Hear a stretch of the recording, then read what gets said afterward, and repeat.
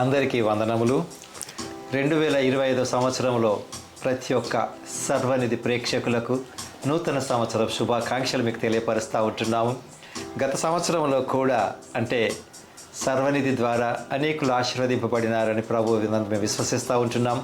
అంత మాత్రమే కాకుండా వీక్షించేటటువంటి ప్రేక్షకుల ద్వారా ప్రభు యొక్క నామం మహిమపరచబడుతుందన్న నమ్మకం కూడా మాకు ఉంటుంది. అంతేకాకుండా కొద్దిమంది మాతో పలకరించిన వారు కూడా ఉంటున్నారు. ఈ యొక్క కార్యక్రమం ద్వారా దేవుడి వాక్యం ద్వారా మేము బలపడినామని 2024 సంవత్సరంలో తెలియపరిచినందరి వారిని బట్టి కూడా మీకు వందనాలు చెల్లిస్తూ ఉంటున్నాం. అంతేకాకుండా సర్వనిధి యూట్యూబ్ ఛానల్ను వీక్షిస్తూ దీని ద్వారా అనేకులు ప్రభు యొక్క నామాన్ని మహిమపరుస్తూ అంతేకాకుండా మాకు ఇచ్చినటువంటి ప్రేరణను బట్టి కూడా మీకు అందరికీ వందనాలు తెలియపరచుకుంటూ 2025 సంవత్సరం అంతయు కూడా ప్రతి విధమైనటువంటి మీ కోరికలను సిద్ధింపచేసి దేవుడు మీ ఆలోచనను సఫలపరచాలని ప్రభు పేట మేము కోరుకుంటూ ఉంటున్నాం. అంతేకాకుండా వాగ్దానం ఇచ్చినటువంటి దేవుడు పరలోకపు నిధులలో తన యొక్క గుప్త నిధులలో నుండి మీ కొరకై దాచినటువంటి మేలులు తప్పకుండా మీకు జరిగించాలని కూడా మేము ప్రార్థిస్తూ ఉంటున్నాం. నేటి దిన ఆరాధన అంటే జనవరి మాసంలో మొట్టమొదటి ఆదివారం ప్రభు దినాన్ని మనకి ప్రభు ఇచ్చి ఉంటున్నాడు. అందును బట్టి ప్రార్థించుకొని మనం ఆరంభించుకుందాం. ప్రేమ కనికరమ కలిగిన ప్రియ పరలోకపు తండ్రి, ఇంతవరకు మీరు మమ్మల్ని కాపాడినందుకే మీకు వందనాలు చెల్లిస్తూ ఉంటున్నాము. నూతన సంవత్సరాన్ని చూసే కృపను కూడా మీరు మాకు అనుగ్రహించి ఉంటున్నారు. అందును బట్టి మీకు వందనములు. 2025 సంవత్సరంలో ప్రభువా మేము అడుగుపెట్టి ఉంటుండగా మొదటి ఆదివారం నిన్ను ఆరాధించటకు మాకు చూపిన కృప కొరకే మీకు వందనాలు చెల్లిస్తూ ఉంటున్నాం. అంత మాత్రమే కాకుండా మీకు కృతజ్ఞతలు చెల్లించకుండా ఉండకూడదు మేము కనుక 2024 సంవత్సరం అంతయు మీరు మాకు తోడుగానున్నారు, భద్రపరిచినారు, సన్నిధి తోడుగా ఇచ్చినారు, కాపుదలను అనుగ్రహించినారు. ప్రభా, అనారోగ్యం మేము పడలేదు అని కాదు, కానీ అనారోగ్యమును బారిన పడినప్పుడు మీరు మమ్మల్ని స్వస్థపరిచినారు. అందును బట్టి మీకు వందనములు. సంవత్సరం అంతా సంతోషంగా ఉన్నామని కాదు, కానీ నిరుత్సాహ సమయంలో మీరు ఉత్సాహపరిచింటున్నారు. ప్రభువా, కన్నీళ్ళు రాలేదని కానీ కన్నీళ్ళు వచ్చినప్పుడు మీరు కన్నీళ్ళు తుడిచినారు. అందుని బట్టి మీకు వందనాలు చెల్లిస్తూ ఈ 2025 సంవత్సరంలో కూడా ప్రభువా మొదటి ఆరాధన ద్వారా మీకు మహిమపరుస్తూ ఉంటున్నాం. చూసే ప్రతి ఒక్కరు కూడా ఏదో ఒక రకంగా మేలు పొందుకున్నామని ఆనందిస్తూ మిమ్మల్ని ఇంకగాను స్తుతిస్తూ మీ యొక్క నామాన్ని హెచ్చిస్తూ మహిమపరచటకు ప్రభు కృప అనుగ్రహిస్తారని మేము వేడుకుంటూ ఉంటున్నాం. అంతే మాత్రమే కాకుండా ఈ ఆరాధన అంతటి ద్వారా మీరు మహిమ పొందుకొని మరియు ప్రభువా మీరు మా కొరకు ఏర్పాటు చేసిన వాక్యం ఏదైతే ఉందో దానిని విని గ్రహించి అన్వయించుకొని కృప చూపమని సమస్త ఘనతను మీకే చెల్లిస్తూ యేసు నామములో వేడుకుంటున్నాను తండ్రి, ఆమేన్. ప్రియులారా, ఒక పాట పాడి మనం ప్రభుని ఆరాధిద్దాము. ఆంధ్ర క్రైస్తవ కీర్తనల పుస్తకంలో నుండి 603వ పాట, క్రొత్త ఏడు మొదలు పెట్టెను మన బ్రతుకునందు క్రొత్త ఏడు మొదలు పెట్టెను అనే పాటను పాడి మనం ప్రభుని ఆరాధిద్దాం.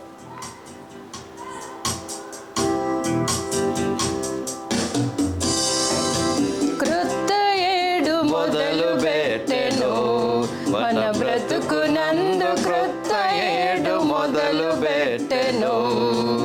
క్రొత్త మనసు తోడ మీరు క్రొత్త ఏట ప్రభుని సేవ తత్తర పడకుండా చేయు ఉత్తమోత్తమంబు చూడ క్రొత్త ఏడు మొదలు పెట్టెను మన బ్రతుకునందు క్రొత్త ఏడు మొదలు పెట్టెను. పొందియున్న మేలులన్నీయు పొంకంబు మీరడెండ మందు స్మరణ చేయుడి. ఇందు మీరు మొదలు పెట్టు పందెమందు గెల్వవలయు నందముగను రవిని బోలి నలయకుండ మెలయకుండ క్రొత్త ఏడు మొదలు పెట్టెను మన బ్రతుకునందు క్రొత్త ఏడు మొదలు పెట్టెను. మేలు సేయదడను నర్పగా మీరెరుగునట్లు కాలమంత నిరుడు గడిచెగా.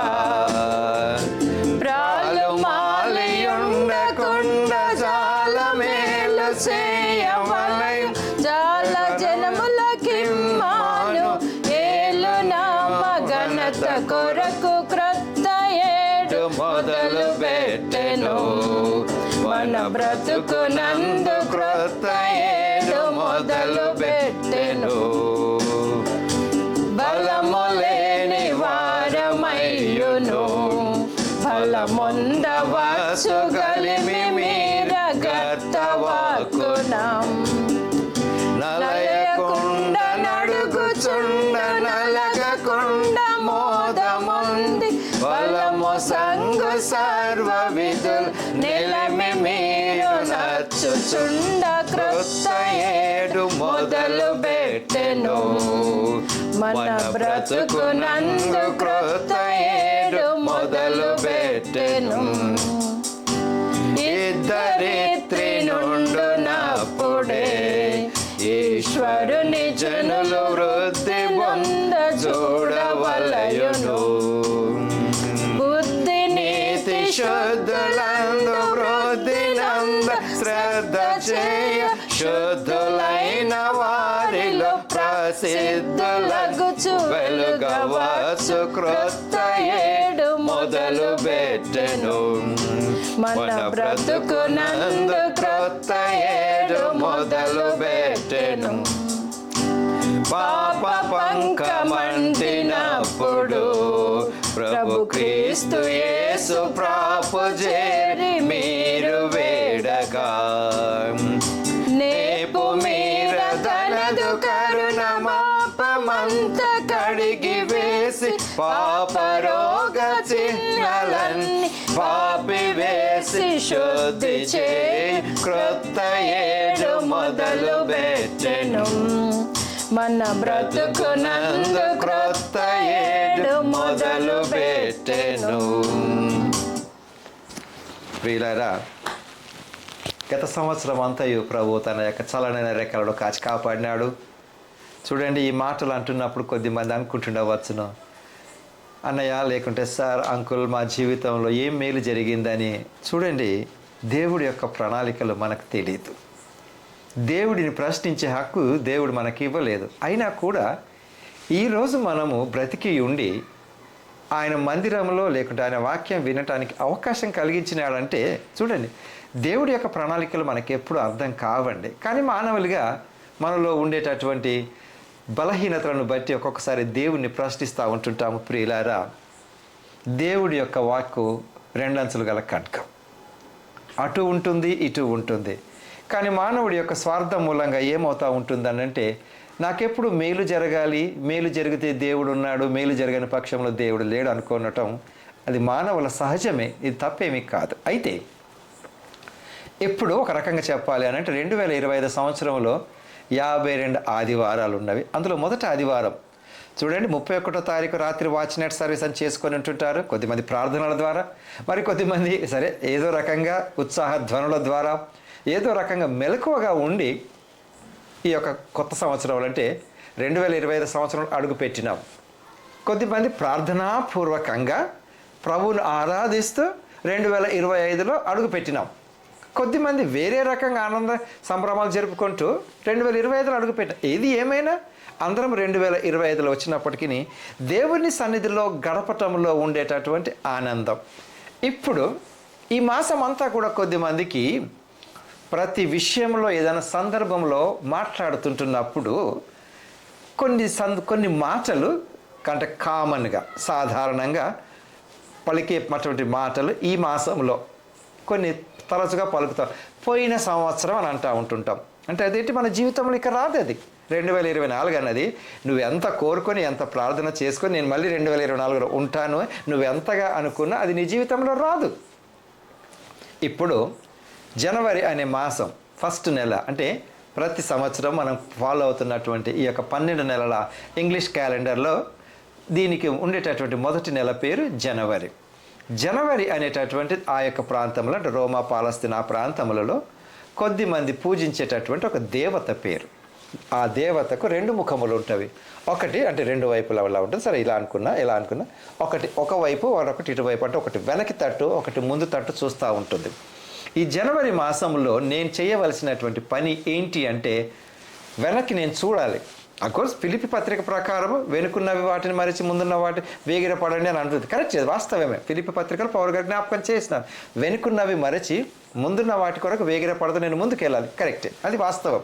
కానీ వెనక నేను చేసినటువంటి పొరపాట్లు ఈ సంవత్సరంలో నేను చేయకూడదు. అది గత సంవత్సరంలో ఇదే మాదిరిగా 1వ తారీఖు లేదా మొదటి ఆదివారం తీసుకున్నటువంటి వాగ్దానం ఏమిటి, తర్వాత నేను ఎంత ఆనందంగా ఉండాలి అని నువ్వు అనుకున్నది ఏంటి, నువ్వు కొన్ని నిర్ణయాలు కూడా తీసుకొని ఉంటావు కదా. ఈ 1వ తారీఖు ఈ సంవత్సరం అంతా ఈ రోజు నుంచి నేను ఇక ఇలాంటి పనులు చేయకూడదు అని కొన్ని నిర్ణయాలు తీసుకొని ఉంటారు కదా. కొన్ని చేయకూడదని నిర్ణయాలు తీసుకుంటారు. ఉదాహరణకి మేబీ ఒక్కొక్కరి విషయంలో ఒక్కొక్కటండి. ఎనీథింగ్, నాకు ఈ చెడ్డ అలవాటు ఉంది, నేను చెయ్యను అని నిర్ణయాలు తీసుకొని ఉంటారు. కొన్ని నిర్ణయాలు తీసుకొని ఉంటారు, నేను ఇది చెయ్యాలి అని నిర్ణయాలు తీసుకుంటారు. ఏంటంటే ఇక్కడ నుంచి నేను సోమరిగా ఉండకూడదు.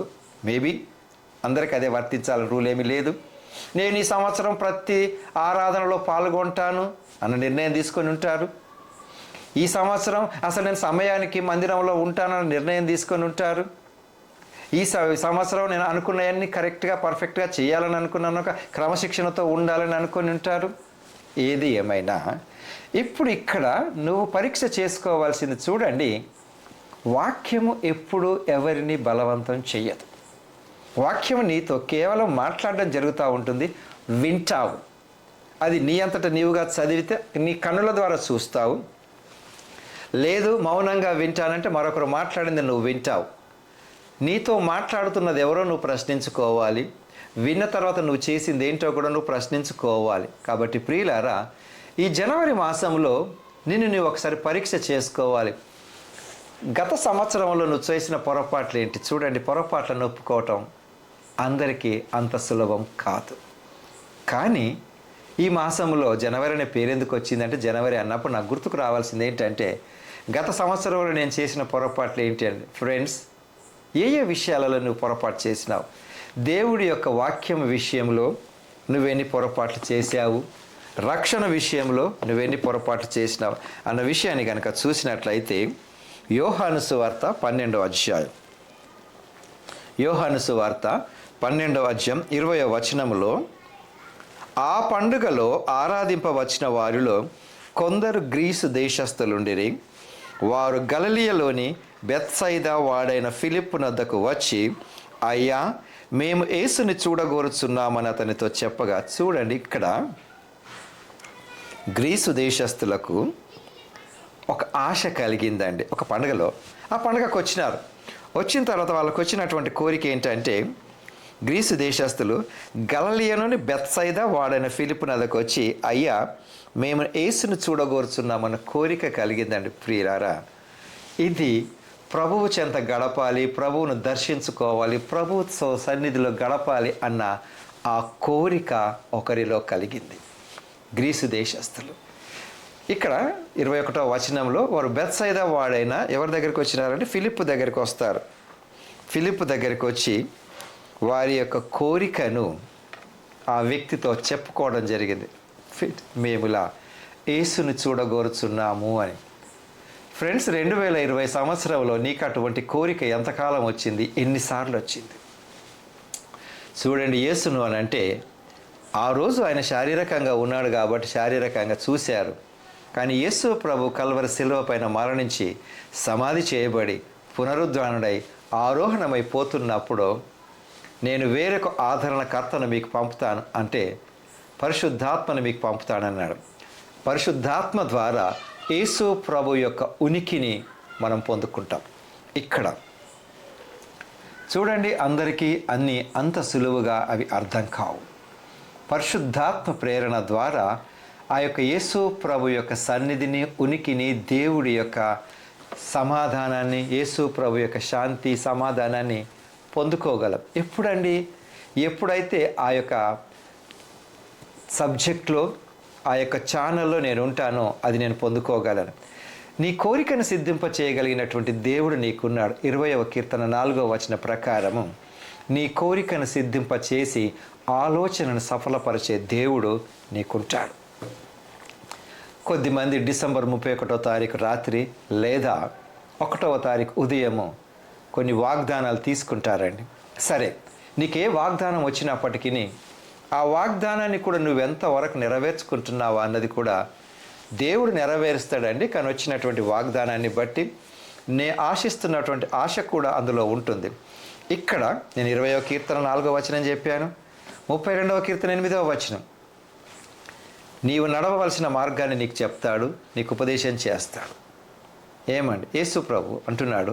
ఇప్పుడు నాకు వీళ్ళ తలంపు కూడా ఎలా వచ్చి ఉండొచ్చు అండి? యేసును చూడాలన్న ప్రేరణ వీరి హృదయంలో కలిగింది. మరి ఎలా అమలు చేయాలి? చూడండి, ప్రతి పనిని అమలు చేయటానికి ఒక ప్రాసెస్ ఉంటుంది, ఒక ప్రక్రియ అన్నది జరుగుతూ ఉంటుంది. నేను అనుకోగానే నేను ఏమన్నీ చేయలేను కదండి. నాకు ఇల్లు కావాలనుకుంటే నేను ఒక్కని ఇల్లు కావాలి అనగానే అది ఇల్లు అయిపోదు కదా. దానికి బడ్జెట్ చూసుకోవాలి, కాంట్రాక్టర్ కావాలి, ఇంజనీరింగ్ ప్లాన్ కావాలి, ఆర్కిటెక్ట్ కావాలి, ఆ వసతులు కావాలి. ఒక ప్రాసెస్లో నాకు దేవుడు ఇచ్చినటువంటి నడిపింపును బట్టి నేను ఆ వ్యక్తిని అప్రోచ్ అవుతాను. ఎడ్యుకేషన్ విషయంలో MBBS జాయిన్ కావాలంటే నీట్ ప్రిపేర్ అవుతారు, ఎగ్జామ్ రాయాలి, ఎలిజిబిలిటీ కావాలి, దట్ ఈస్ ఓకే. దేవుడు తన ప్రణాళిక చొప్పున ప్రతి ఒక్కరికి నెరవేరుస్తూ ఉంటాడు. ఇక్కడ గ్రీసు దేశస్తులకు కలిగినటువంటి కోరిక ఏంటంటే యేసును చూడాలని. మరి ఎలాగండి? యేసు ఎవరితో చనువుగా ఉన్నాడు, యేసుతో ఎవరు ఫ్రెండ్లీగా ఉన్నారంటే దగ్గరగా ఉన్న. మనకి ఏదైనా గవర్నమెంట్ ఆఫీసులో పనులు కావాలంటే ఆన్లైన్లో చేస్తున్నాం, ఇట్ ఈస్ ఒక స్టిల్. అక్కడ పనిచేసే వ్యక్తులు ఎవరైనా ఉన్నారా, దానికి పరిసర ప్రాంతాల్లో ఎవరైనా ఉన్నారా? చూడండి, మీరు నావిగేషన్ చేస్తున్నప్పుడు ఏదైనా పర్టిక్యులర్ గ్రామము లేదా పర్టిక్యులర్ టౌన్, పర్టిక్యులర్ స్ట్రీట్కి వెళ్ళిన తర్వాత అక్కడ ఆఫీస్కి వెళ్ళాలనుకున్నప్పుడు చెన్నైకి ఎలా వెళ్ళాలి ఎవరైనా చెప్తారు. పలానా అన్నా సాలయ్యకి ఎక్కడికి వెళ్ళాలి, టీ నగర్కి ఎక్కడికి వెళ్ళాలి కొద్దిమంది చెప్పగలరు. టీ నగర్కి వెళ్ళిన తర్వాత స్ట్రీట్ నెంబర్ 6 చెప్పగలరేమో. మళ్ళీ అక్కడికి వెళ్ళిన తర్వాత షాప్ ఎవరు చెప్తారండి? ఏదో పలానా షాప్ అన్నప్పుడు ఆ పరిసర ప్రాంతాలలో ఉండే వాళ్ళే చెప్పగలరు. హైదరాబాద్ నుంచి నేను చెన్నై ఎక్కడో, బెంగళూరు ఎక్కడో చెప్పగలను. ఏమండి, ఆయా ప్రాంతాలు చెప్పగలను. ఢిల్లీ ఎక్కడో చెప్పగలను, SR నగర్ ఎక్కడో ఢిల్లీలో మేబీ చెప్పగలను. కానీ ఆ దగ్గరి వ్యక్తులు మాత్రమే చెప్పగలరు, ఆ ఆఫీసులో పనిచేసే వ్యక్తులు. అదేవిధంగా వీళ్ళు చూడండి, కరెక్ట్ పర్సన్ దగ్గరికి వచ్చారు. ఫిలిప్పు నద్దకు వచ్చి, అయ్యా మేము యేసును చూడగోరుచున్నాం అతను చెప్పగా, ఫిలిప్పు వచ్చి ఏం చేసినాడు? వీళ్ళు చూడాలని అంద్రేయతో చెప్తాడు. అంద్రేయను ఫిలిప్పును వచ్చి యేసుతో, వీళ్ళిద్దరు కలిసి యేసు ప్రభుకు చెప్పినారు. అంటే ఫ్రెండ్స్, దీని నుంచి మనం ఒక చిన్న సమాచారం తీసుకుందాం. దేవుడు నాతో కూడా మాట్లాడతాడు, నేను కూడా ఆయనతో మాట్లాడాలని ఇష్టపడతాడు. 2024లో చేసినటువంటి పొరపాట్లు ఏమైనా ఉండి డైరెక్ట్గా నేనే ప్రతిదానిని చేసుకుంటానని అనుకోవటం అంత సమంజసం కాదేమోనని ఈ వాక్యం ద్వారా అభిప్రాయాలండి. అంటే అనుభవజ్ఞులు ఎంతోమంది ఉంటారు. నీవు అనుకున్నది జరగాలంటే ఇతరుల సహాయం తీసుకోవటం తప్పేమి కాదు అని ఈ యొక్క వాక్య వివరణ కూడా మరో రకంగా మనల్ని బోధిస్తుంది. అంటే హెచ్చరించటం అని కాదు, మనం సలహా తీసుకోవటంలో అంత వెనుకంజ వేయాల్సిన అవసరం లేదు. కొద్దిమందికి చూడండి, అది అంటే పాజిటివ్గా తీసుకుందాం మనం. కొద్దిమంది ఇతరుల యొక్క సహాయాన్ని ఎట్టి పరిస్థితుల్లో కొద్దిమంది కోరరండి. నేను ఎవరిని అడగను. చూడండి, మరి వీళ్ళు యేసు ప్రభుని చూడాలని అడగాల్సి వచ్చింది కదా. నేనే డైరెక్ట్గా యేసు ప్రభు దగ్గరికి వెళ్తాను, యేసు ప్రభుకు నా మనసులో ఉన్న కోరిక తెలుసు, ఆయన నా దగ్గరికి రావాలని వీళ్ళు అనుకోలేదు కదండి. కొన్ని సందర్భాలలో ఇప్పుడు నేను మీలో ఒకటిగా నేను మీకు ఇస్తున్నటువంటి ఒక చిన్న వ్యక్తపరుస్తున్న అభిప్రాయం ఏంటంటే, గత సంవత్సరంలో కొన్ని సందర్భాలలో కూడా కొద్దిమంది కొన్ని పట్టుదలతో ఏమంటారు, నేను ఈ పని చెయ్యను, అది కావాలంటే అదే జరుగుతుంది, నేను ఎవరిని అడగను అని అనుకున్న వాళ్ళు ఉంటారండి. ఓకే, అది కొంతవరకు నీ యొక్క స్ట్రెంగ్త్ నువ్వు స్ట్రాంగ్ అని చెప్తుంది. బట్ అన్ని విషయాలలో అది వర్తించదేమోనని కూడా నేను కొన్ని ఆలోచించాలి. ఇప్పుడు 2024లో నేను ఎవరిని అడగను, నేను ఎవరి ముందు చెయ్యి చాచను, వాస్తవమే, కరెక్టే, నిజమే. కానీ చాచాల్సి వచ్చిన దగ్గర చెయ్యి చాచినటువంటిది, అంటే చెయ్యి చాచటం అంటే అడుక్కోవటం అని కాదండి ఇక్కడ మీనింగు. కాబట్టి అంద్రేయ ఫిలిప్పు వీళ్ళిద్దరికి వచ్చి యేసు ప్రభువును అడుగుతారు. కానీ అంటే ఇక్కడ ఇప్పటి వరకు మనం చదువుకున్నది ఏంటిదనంటే, యేసు ప్రభు చూడాలన్న తృష్ణను వీరు నెరవేర్చడం కొరకు యేసు ప్రభువుతో దగ్గరగా ఉన్నటువంటి వ్యక్తుల దగ్గరికి వచ్చారు. అందుకొరకే అప్పుడప్పుడు మనము ప్రార్థనల కొరకై దైవ సేవకులను మనం సంప్రదిస్తాం. అయ్యా, నాకు ఈ అక్కరుంది, ప్రార్థన చెయ్యమని. నువ్వు చేస్తే దేవుడు వినడా? వింటాడు. కానీ ఆ నమ్మకం అన్నది నాలో ఎప్పుడు కలిగిందంటే మీరు ఆయనకు దగ్గరగా ఉన్నారు కదని. కాబట్టి ఫ్రెండ్స్, 2024 సంవత్సరంలో నువ్వు ఎక్కడెక్కడ పొరపాట్లు చేశావో, నాకు ఎవ్వరి సహాయం అక్కర్లేదని అనుకున్న వాళ్ళు ఇతరుల సహాయం తీసుకోవటం తప్పు కాదు అని ఈ వాక్యం ద్వారా మనం తెలుసుకోవచ్చు. అంతేకాదండి, అందుకు యేసు వారితో ఇట్లనను. యేసు ప్రభుని మిమ్మల్ని చూడాలనుకుంటున్నప్పుడు యేసు ప్రభు ఇచ్చిన రిప్లై ఏంటో చూడండి. మనుష్య కుమారుడు మహిమ పొందవలసిన గడియ వచ్చి ఉన్నది. గోధుమ గింజ భూమిలో పడి చావకుండా ఎడల అది ఒంటిగానే ఉండును, అది చచ్చిన ఎడల విస్తారముగా ఫలించును. తన ప్రాణమును ప్రేమించువాడు దానిని పోగొట్టుకొనును. ఈ లోకములో తన ప్రాణమును ద్వేషించువాడు నిత్య జీవము కొరకు దాన్ని కాపాడునని మీతో నిశ్చయంగా చెప్పుచున్నాను. ఒకడు నన్ను సేవించిన ఎడల నన్ను వెంబడింపవలెను. అప్పుడు నేను ఎక్కడ ఉందునో అక్కడ నా సేవకుడు ఉండును. ఒకడు నన్ను సేవించిన ఎడల నా తండ్రి అతని కనపరుచును. అసలు వీళ్ళు అడిగిన మాటకు ఈయన ఇచ్చినటువంటి రిప్లైకి కొంచెం పొంతన లేకున్నా లోతైన భావం ఏంటంటే, పిలిచిన వ్యక్తి అంటే యేసు ప్రభును చూడాలి అన్న ఆశ కలిగినటువంటి వ్యక్తులకు యేసు ప్రభు అంటే సూటిగా కాకుండా వేరే మార్గంలో ఇచ్చిన వివరణ ఏంటంటే, వాళ్ళు నన్ను చూడాలనుకుంటున్నారు అన్నదాన్ని కొంచెం హైలైట్ చేశాడు. అంతేకాకుండా గోధుమ గింజ చావకుంటే అంటే ఏదైనా గింజను చనిపోకుండా కనుక ఉన్నట్లయితే అది ఉపయోగకరంగా ఉండదండి. ప్రియులారా, అంటే ఇక్కడ గోధుమ గింజ యొక్క ఉదాహరణ యేసుప్రభు అన్ని ఉపమానాల ద్వారానే మాట్లాడాడండి. అన్నీ అంటే ఆ రోజులలో విత్తనాలు, పక్షులు, ఆకులు, పండ్లు, గొర్రెలు, తోడేళ్ళు, పాములు, పావురాలు. ఇక్కడ గోధుమ గింజ ఈ చక్కటి ఉపమానం అండి. అంటే అన్ని ఉపమానాలు చక్కటివే. గోధుమ గింజ అంటే ఏంటిదనంటే, ఇప్పుడు ఉదాహరణకి గోధుమ గింజను కనుక మీరు చూసినట్లయితే చాలా గట్టిగా ఉంటుంది.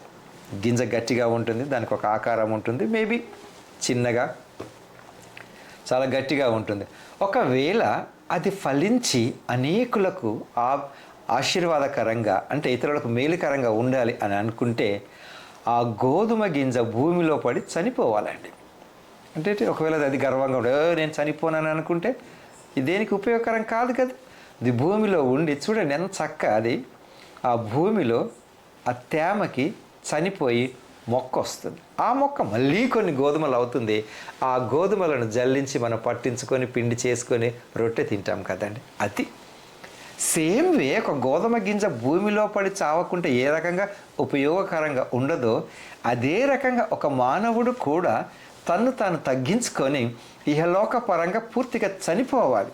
అంటే తను ఈ యొక్క శారీరక క్రియలు చూడండి, మానవుడికి ఆహారం అవసరమే, పూర్తిగా ఆహారం మానేయమని దేవుడు చెప్పలేదు. కానీ యేసుప్రభు ఇంకో మాట ఏమన్నాడు, మనుష్యుడు రొట్టె వలన మాత్రము కాదు కానీ దేవుడి నోటి నుంచి వచ్చే ప్రతి మాట వలన జీవిస్తాడు, అంతే కదా.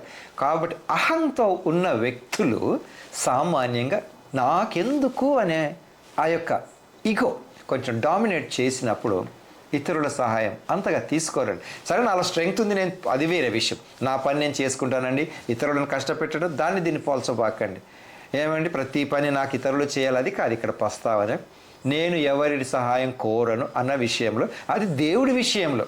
కాబట్టి ఇక్కడ యేసుప్రభు ఏమంటున్నాడు, అంతేకాకుండా ఒకడు నన్ను సేవించిన ఎడల నన్ను వెంబడింపవలెను. అప్పుడు నేను ఎక్కడ ఉందునో అక్కడ నా సేవకుడును ఉండును. అంటే దీని అర్థం ఏంటో తెలుసా అండి? అంటే తెలుసు ఏంటంటే దాని ఉద్దేశం యేసు ప్రభువుకు అంటే ఆయన చెంతకు రావటానికి ఇష్టపడే వ్యక్తుల గురించి ఆయన మాట్లాడుతున్నాడు. కాబట్టి ఫ్రెండ్స్, ఇప్పుడు 2025 సంవత్సరంలో దేవుడు నాకు అన్ని మేలులు చేయాలని మనం అనుకుంటున్నాం. వాస్తవమే. ఏంటండి, ఉద్యోగం కొరకు ఎదురు చూస్తూ ఉంటున్నాము. గత సంవత్సరంలో ఏది ఏమైనా కొన్ని అవకతవకల మూలంగా ఏమేది కొన్ని జాప్యాల మూలంగా నాకు ఉద్యోగం దొరికి ఉండకపోవచ్చు. ఈ సంవత్సరం నాకు జరగాలనుకుంటున్నాను. గత సంవత్సరం చేసిన పొరపాటు నేను ఇప్పుడు చేయకూడదు. రెండవది, ప్రతి దానిని కూడా దేవుడిపైన ఆధారపడటం చేయటం నేర్చుకుందాం.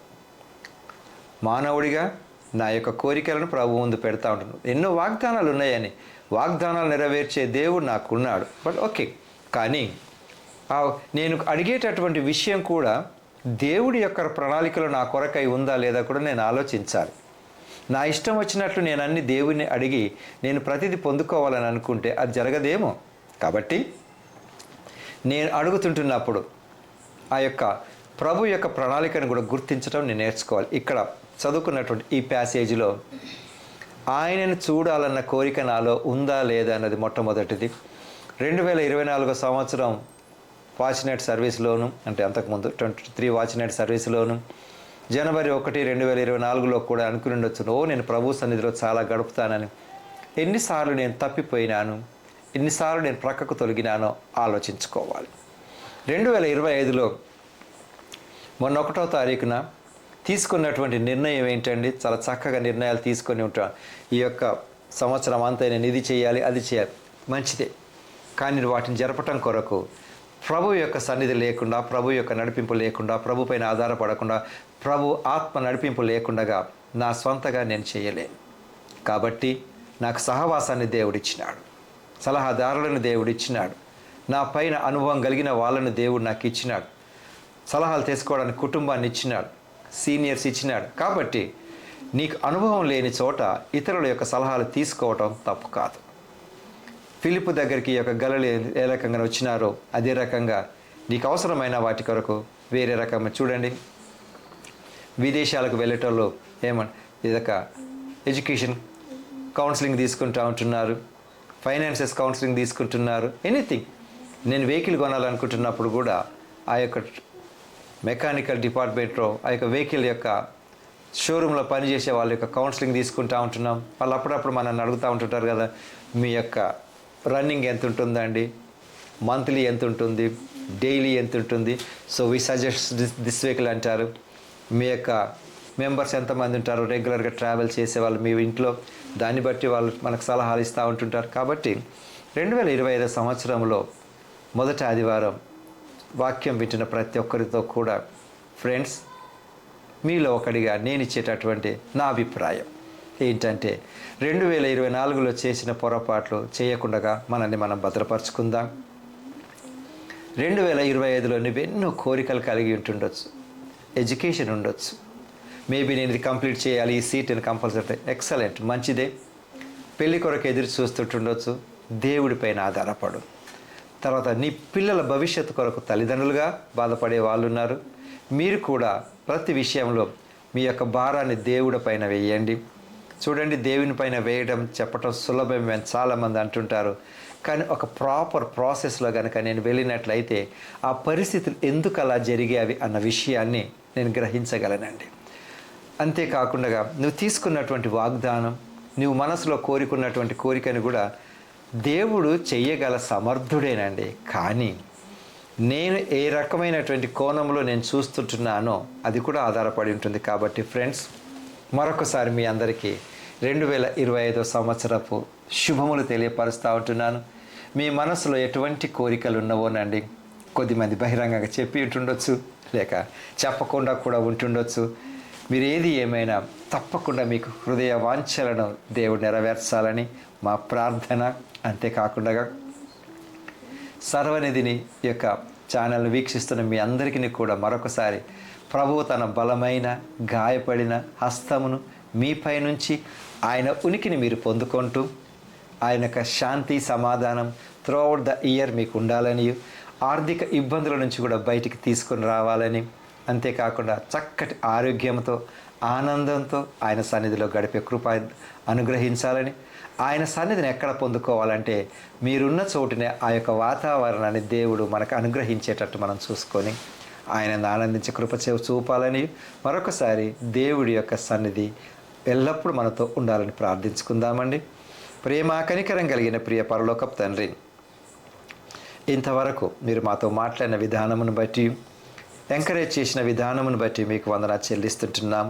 తప్పకుండా మీ సన్నిధిని మేము అనుభవిస్తావు. వాక్యం విన్న ప్రతి ఒక్కరిలో ప్రభువా మీ ఉనికిని పొందుకునే కృప చూపించండి. అనేకులతో మేము చెప్పుకోలేం, కానీ మీతో మేము చెప్పుకోగలం కనుక మీ సహాయం మాకు అవసరం అన్న దానిని ఇతరుల సహాయం ద్వారా కూడా మీ చెంతకు చేరే కృప దయచేయమని మరొకసారి ప్రభువా 2025 సంవత్సరం అంతా మీ కాపుదల మాకు అనుగ్రహించి మా కోరికలను మీరు నెరవేర్చి మీ మహిమలో ప్రభువా మేమును ఆనందించే కృప చూపమని సమస్త ఘనతలు మీకే చెల్లిస్తూ యేసునామములో అడిగి వేడుకుంటున్నాను తండ్రి. ఆమేన్. మంచిది ప్రియులారా, ఈ యొక్క సంవత్సరం అంతే దేవుడు మీకు తోడైండును గాక. తిరిగి కలుసుకున్న పర్యంతం దేవుడి యొక్క భద్రత కాపుదల మనందరికీ కలుగును గాక. ఆమేన్.